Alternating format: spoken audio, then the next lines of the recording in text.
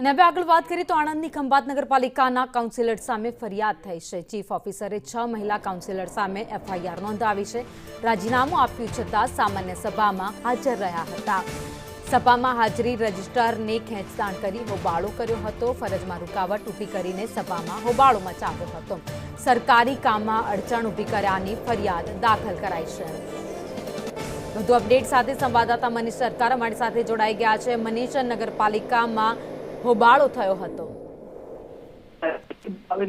વાત કરવામાં આવે તો બોર્ડ બજેટ બેઠક પહેલા ગુજરાત હાઈકોર્ટ દ્વારા એજન્ડા નંબર 3 જે ખંભાત નગરપાલિકાની વિવિધ કમિટીના ચેરમેનશ્રીઓ તથા સભ્યશ્રીઓના આવેલ રાજીનામાની ચર્ચા વિચારણા કરી યોગ્ય કરવા અને જરૂર મુજબ નવી કમિટીના ચેરમેનશ્રીઓ તથા નવી કમિટીના સભ્યોશ્રીની નિમણૂક કરવા બાબતના જે મુદ્દો હતો તેની પર સ્ટે લાવવામાં આવ્યો હતો। જે બાદ વિવાદ વકર્યો હતો।